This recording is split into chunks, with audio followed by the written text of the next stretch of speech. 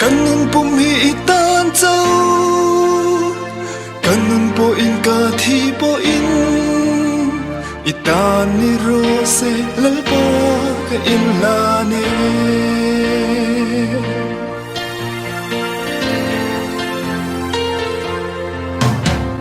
fel thật na reng nei lo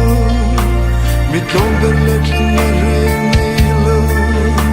mi sol bol lo le thiang lim na reng nei lo ne min mang nei tu kan lal pa chuani kan sol zong zong te min phur sakin an se dong cross sa kan ta na in la ne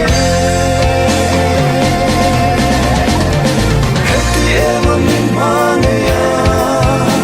min chan lam na nan nun lan tu lal pa I ma ngai na chang le tu ya shan long thiang din in phai la I du na na kan nun thei na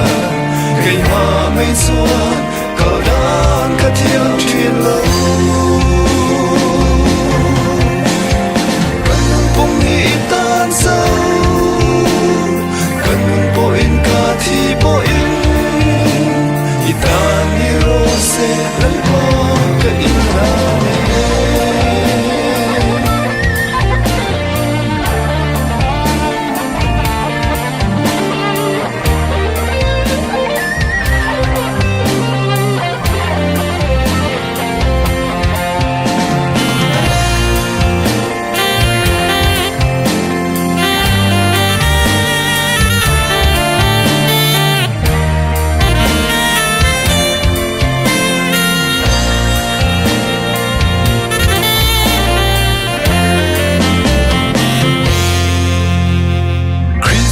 sen na le kan ni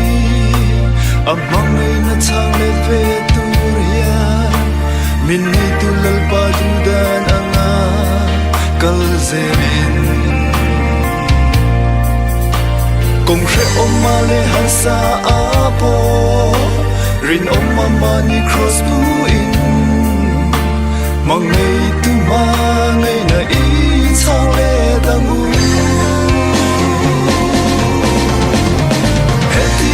min mane ya min chan lam na lang nun lan tu lal pa I ma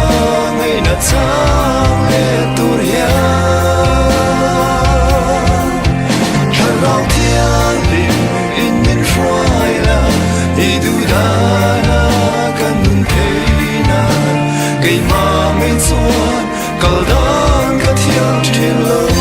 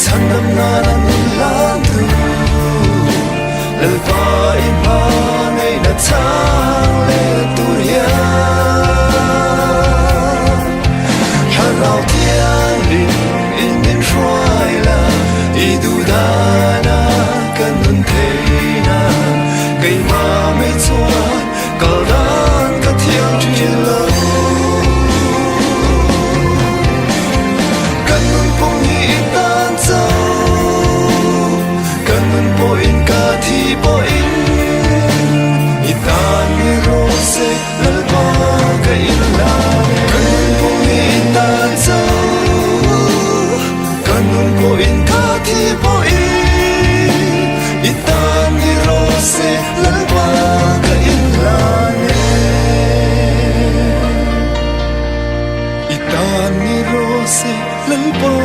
ka in la